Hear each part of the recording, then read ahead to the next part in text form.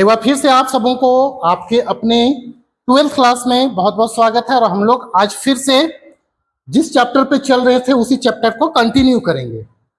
Chapter है second chapter और वो है विश्व जनसंख्या वितरण घनत्व और वृद्धि। इसमें से बहुत चीजें हम लोग कर चुके हैं, ठीक है। तो समय ना गवाते हुए हम लोग आगे कंटिन्यू करते हैं। और आज का जो टॉपिक है, कल हम लोग कॉन्सेप्ट देख चुके थे जनसंख्या की वृद्धि, उसको परिभाषित कर चुके थे, एग्जाम्पल के तौर पर उसको हम लोग कर लिए थे। नाउ सेकेंड कॉन्सेप्ट वाज जनसंख्या वृद्धि दर। उस पर बात नहीं करते हम लोग। अगर नहीं किए होंगे आप लोग तो पीछे वीडियो जाके आप लोग देख लीजिएगा, ठीक है ना। बहुत बढ़िया से बताया हुआ। तो आज हम लोग बात करेंगे किस पे? जनसंख्या की प्राकृतिक वृद्धि, जनसंख्या की वास्तविक वृद्धि, जनसंख्या का धनात्मक वृद्धि, जनसंख्या की ऋणात्मक वृद्धि। तो पहला हम लोग देखते हैं जनसंख्या की प्राकृतिक या प्राकृतिक जनसंख्या वृद्धि। ठीक, तो आप कॉन्सेप्ट को समझिए कि आखिर ये है क्या। तो बात हम लोग करने जा रहे हैं प्राकृतिक जनसंख्या वृद्धि का। किस चीज का कर रहे हैं? प्राकृतिक जनसंख्या वृद्धि। प्राकृतिक जनसंख्या वृद्धि। अब इसमें क्या चीजें होती हैं सो समझिए। प्राकृतिक जनसंख्या वृद्धि से तात्पर्य जनसंख्या वृद्धि के उस संकल्पना से है जिसके अंतर्गत अगर किसी निश्चित क्षेत्र की जनसंख्या में परिवर्तन होता है तो वह परिवर्तन में मुख्य भूमिका प्राकृतिक तत्वों की होगी। नहीं, और वो प्राकृतिक तत्व कौन है? जन्म और मृत्यु। अगर किसी निश्चित क्षेत्र की जनसंख्या में मृत्यु की तुलना में जन्म अधिक हो रहा है तो क्या होगा? जनसंख्या वृद्धि होगी। वृद्धि होगी ना। परिवर्तन क्या हुआ? वृद्धि के साथ हुआ। तो क्या होगा? जन्म और मृत्यु के अंतर से वहां जनसंख्या में परिवर्तन आया, इसलिए वो क्या कहलाया? प्राकृतिक जनसंख्या वृद्धि कहलाया। ठीक है, इसको हम लोग लिख लेते हैं। इस प्रकार हम लोग देख लिए कि जनसंख्या की प्राकृतिक जो वृद्धि है, ठीक है, जैसे मैंने बताया आपको, समझाया, उसी को हम लोग क्या किए? एक परिभाषा के तौर पर लिख दिए। ठीक है, समझिए एक बार परिभाषा को। किसी क्षेत्र में, कोई भी क्षेत्र विशेष है, स्पेसिफिक रीजन है, भारत हो गया, झारखंड हो गया, पद्मा ब्लॉक हो गया, पद्मा के अंतर्गत आपका गांव हो गया, किसी को भी ले सकते हैं। क्षेत्र में दो समय अंतरालों, हमने बात किया है, दो समय अंतराल। भारत के संदर्भ में भारत के जनगणना को लेंगे, दशकीय 2001 2011, है ना, 2011 2021, ये दोनों अंतराल को। जन्म और मृत्यु, ध्यान दीजिएगा, जन्म और मृत्यु के अंतर से बढ़ने वाली जनसंख्या को उस क्षेत्र का प्राकृतिक वृद्धि कहेंगे। जनसंख्या का प्राकृतिक वृद्धि कहते हैं। क्लियर हो गई चीजें? इस प्रकार हम लोग फॉर्मूला भी लिख सकते हैं। प्राकृतिक जनसंख्या वृद्धि बराबर जन्म घटाव मृत्यु। अच्छा, ध्यान दीजिएगा, आपके में ऐसे भी पूछ सकता है प्राकृतिक, या फिर ऐसे भी फॉर्मूला रह सकता है, तो हड़बड़ाइएगा मत आप लोग। प्राकृतिक वृद्धि दोनों में से कुछ भी रह सकता है, तो इसको आप लोग एक ही समझिएगा, जन्म माइनस मृत्यु। दोनों फॉर्मूला सेम है, ठीक है।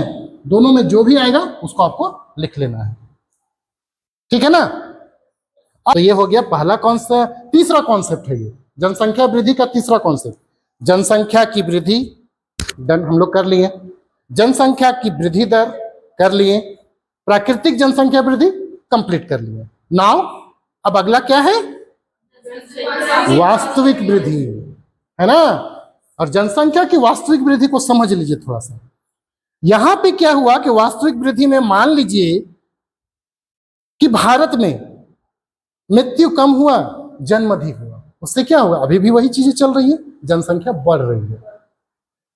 तो क्या वास्तविक चीज है? सिर्फ उसी से हो रहा है? अगर झारखंड में हम मान लें कि यहां की जो मूलवासी हैं वो जन्म ले रहे हैं, मृत्यु हो रहे हैं, उसी से जनसंख्या बढ़ रही है और घट रही है? नहीं, बल्कि कुछ लोग बाहर से आ रहे हैं और यहां से लोग मुंबई, पुणे, दिल्ली जाते हैं, काम करने, वहीं बस जाते हैं। जाते हैं कि नहीं? तो वो भी तो जनसंख्या को इंपैक्ट कर रहा है। कर रहा है कि नहीं कर रहा है? कर रहा है। तो अगर उसमें प्रवास के दो तत्व हैं, उत्प्रवास और अप्रवास, वो भी अगर सहभागिता करेंगे तब वो वास्तविक जनसंख्या वृद्धि हो जाएगी। कहने का तात्पर्य क्या कि किसी निश्चित क्षेत्र विशेष में दो समय अंतरालों के बीच जन्म एवं मृत्यु के साथ साथ उत्प्रवास और अप्रवास भी प्रभावी होते हैं, तब वो वहां की जनसंख्या की वास्तविक परिवर्तन या वृद्धि या घटाव को दिखाता है। क्लियर? तो उसको भी हम लोग लिख लेते हैं। तो इस प्रकार हम लोग देख रहे हैं कि जो हम लोग समझे अभी उसकी परिभाषा को हम लोग कैसे लिखें। एनसीईआरटी में आपको परिभाषा नहीं मिलेगा, सिर्फ फॉर्मूला है।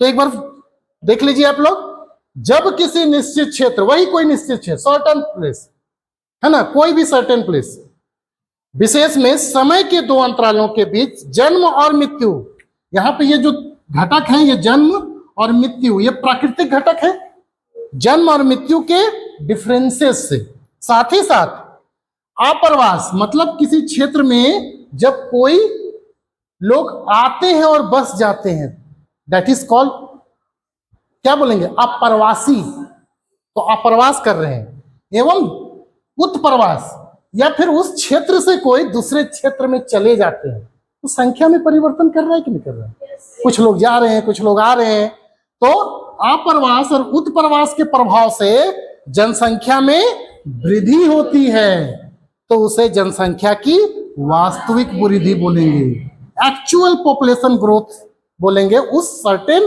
प्लेस का, नहीं। और यही तो वास्तविक है, सिर्फ जन्म और मृत्यु से थोड़ी होता है, नहीं, संख्या तो बढ़ेगा ना। जैसे बिहार के लोग कुछ झारखंड में आके बसे, झारखंड के लोग कुछ मुंबई में जाके बस गए, तो मुंबई की जनसंख्या को बढ़ा रहे हैं ना वहां पे, वो कौन बढ़ा रहे हैं? यहां के लिए उत्प्रवासी, वहां के लिए अप्रवासी। ठीक है, तो चार चीजों का महत्व है इसमें, प्राकृतिक और कृत्रिम। हमने पहले क्लास में बताया था आपको, पॉपुलेशन ग्रोथ के तीन घटक हैं और वो तीन घटक को दो वर्गों में बांटते हैं, natural elements and artificial elements, कृत्रिम और प्राकृतिक। तो ये दोनों प्राकृतिक हैं, ये दोनों हम लोग कृत्रिम किए हैं, हम लोग उसको बनाए हैं, नहीं। तो इसको आप लोग लिख लिए होंगे। अब बारी है हमारी धनात्मक वृद्धि की। वास्तविक मतलब एक्चुअल, वहां पे वो चीज हो रहा है। अब प्राकृतिक मतलब कि वो चीज है नहीं, प्रकृति का देन है वहां पे कि जन्म आखिर हो रहा है तो प्रकृति के ये से ही हो रहा है, कंट्रोल से। मृत्यु हो रही तो क्या है, किसी का बस है उसमें, नहीं ना, तो प्रकृति का है। लेकिन क्या वही जन्म और मृत्यु से ही आपके क्षेत्र में, आपका गांव कौन है, महेशा है, महेशा गांव में क्या सिर्फ वहां जो जन्म ले रहे हैं और मृत्यु हो रहे हैं उसी से आबादी बढ़ रही है या घट रही है? वहां कोई आया भी तो है और वहां से कोई बाहर चले गए, तो चले गए तो जनसंख्या घट रहा है ना।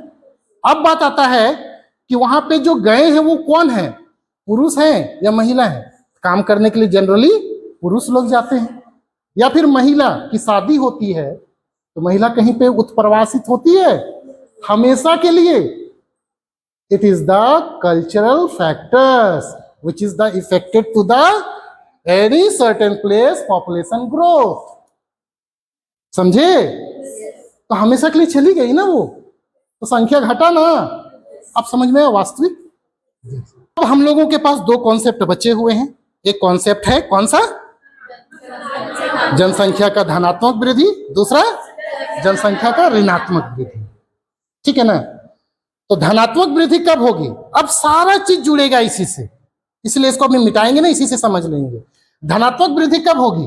यहीं पे लिखेंगे जनसंख्या की वास्तविक की जगह लिख देंगे धनात्मक वृद्धि। कैसे होगा? जन्म अधिक होगा, मृत्यु कम होगा। इसी प्रकार अप्रवास अधिक होगा, उत्प्रवास कम होगा। समझ में आई बातें? तो क्या हो गया, जनसंख्या बढ़ जाएगी। अब यानी वो किसी जगह की जनसंख्या क्या हो रही है, घट रही है, तो घटने की स्थिति में क्या होगी, जन्म कम होगा, मृत्यु अधिक होगा, अप्रवासी लोग कम आएंगे, उत्प्रवासी लोग वहां से ज्यादा जाएंगे, तो संख्या ऑटोमेटिकली घट जाएगा। इसको बोलते हैं हम लोग जनसंख्या का ऋणात्मक वृद्धि। क्लियर हो गए? तो ये दोनों कॉन्सेप्ट को हम लोग कल लिख लेंगे, टाइम नहीं है, ठीक है, सेकंड क्लास आप लोग का भी होगा, ठीक है।